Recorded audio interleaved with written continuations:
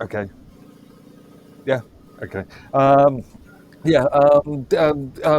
The the James Webb Telescope detected a planet that potentially contains water and possibly methane on it. So that does suggest there is a possibility of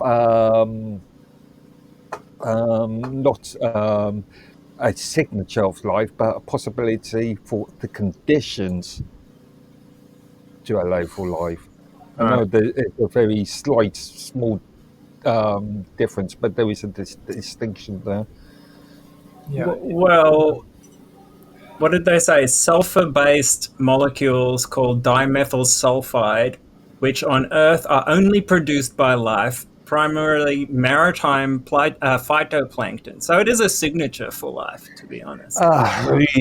It's a signature for condition, as you said, on Earth. Yeah. Yeah. Who knows what?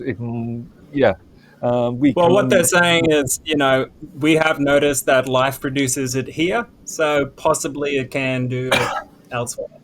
Right. So it Yeah, is but you're one of making a the very. signatures of life, I think you're making specifically a phytoplankton. very large leap there between the Uh, possibility of. Oh, see, he's getting excited. His mic's starting.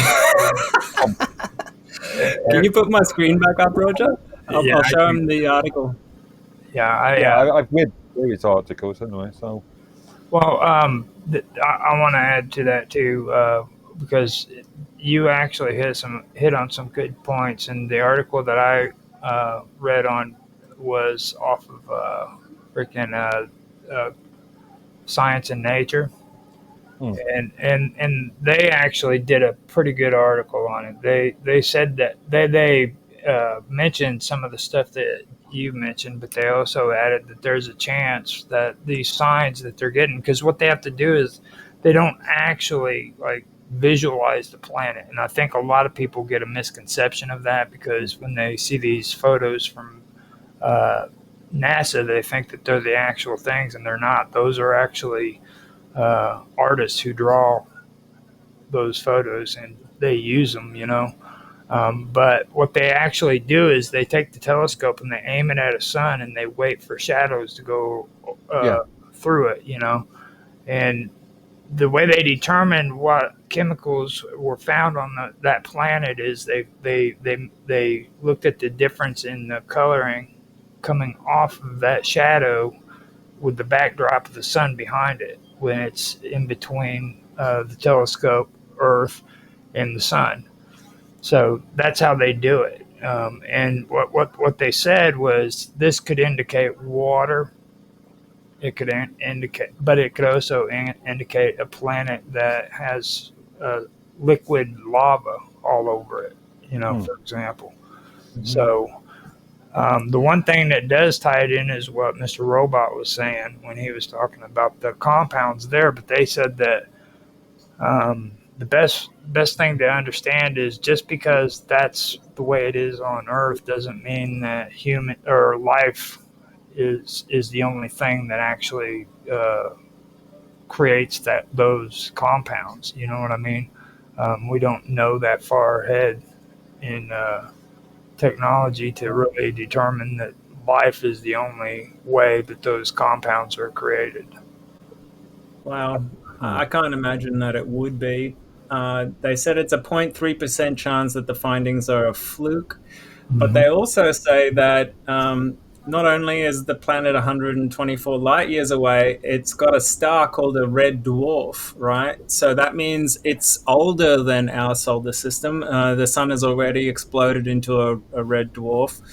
Um, so the fact that it's older to me says that there has been more time for life to develop potentially. I It is would. a little bit cooler as well, so it's possible that it's some more stable conditions for that kind of life. So yeah, um, um, I was I watching think it's a potential. potential. But I was watching a Lotus Eaters video a couple of days ago, and I think I linked it to you. I mean, or referenced it in Matrix. When after I saw it, where the commentator was looking at this same issue, bloke by the name of Bayou Dada was dad, and he pointed out that as far as we know, a red dwarf sun cannot, even though the planet is within the so-called Goldilocks zone. So, well, they say this one is in the Goldilocks zone. Liquid water but- can exist at that distance. But so- he mentioned that, as far as we know, there is red dwarfs cannot, because of radiation, cannot allow for life on planets within that area. Now, it also goes on here to say, too, that the Earth, well, the planet actually, first of all, is named K218b. And the planet itself is 8 to 9 times more massive than what the planet Earth is. Now, what I've learned about it is in context of a planet that is our size, that would apply. But when it comes to bigger planets, that necessarily doesn't apply either. And they were also talking about the moon. What is it? The ice moon. This could also have a frozen top or something of that nature, which I believe. Not necessarily a filter. So, fact check false, Mark. Red dwarfs emit less radiation than our sun, not more. So, it could potentially create conditions where, bacterial life would exist, like phytoplanktons and stuff. Oh, he just fact checked you. Isn't that so? Again, I can't have Mark spreading misinformation around here. Okay, again, it goes back to my point, though. Conditions too. Conditions rather than potential conditions. Well, yeah. I mean, and like I said too, when it comes to this stuff, you can't really give a hard point fact that there's life that's been discovered on another planet, because there are other factors. No, you can't. But when it quacks like a duck, flies like a duck, and tastes like a duck, it probably is a duck, isn't it, Mark? You've got to prove out that it definitely tastes and flies and quacks like a duck. Yeah, they were actually talking about that. Like when they do their experiments, like that. They have to be more precise than the percentages when it comes to gambling, okay? And they were talking about that. So it's like before that, what they have to do is they have to be 99.9999999% sure, that this is true, before they can freaking come up with an agreement that there is actually signs of life on that planet. It's actually 99.999999, or just 5 nines. Didn't they figure out that mushroom spores can actually exist in space for really long periods of time? I don't know about that. I've heard of bacteria being found on the inside of the satellite that was retrieved from the outer orbit, I believe. That's right. But, and didn't they find some Mars rocks here that had things that looked like ancient bacteria on it, something like that? But that could come from Earth and got shot out into space, meteorites or something. But again, you were talking about in the now you're dabbling in conspiracy theories, Mark. Mm-hmm. Yeah. We are talking about in the solar system here. We are talking about our own solar system here. We're not talking about Did he go blank again? No, I'm still. Okay.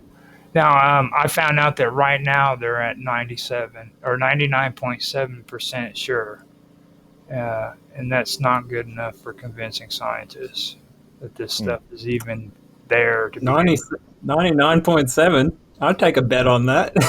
Yeah. Any day. I like those odds. Yeah. Then they said, let's say they get to 99.99999% sure that it is there. That doesn't tell you what's making those materials either. Mark will still come out and say, yeah, but there's still a 0.00001% chance that there isn't life. and yes, Earth does produce those materials, okay, for a certain kind of life, but that doesn't preclude that they're the only that there aren't other processes that exist that on these other planets, that are.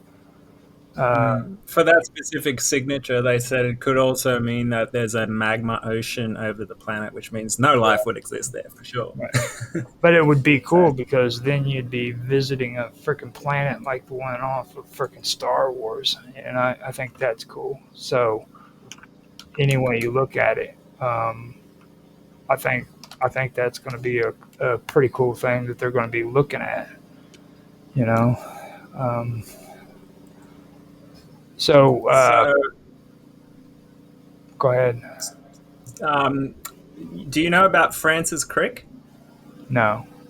Tell me about Francis. He is one of the guys that found out what the DNA double helix looks like. I can't remember the other scientist's name, but they basically they looked at an X-ray of DNA and it looked like an X.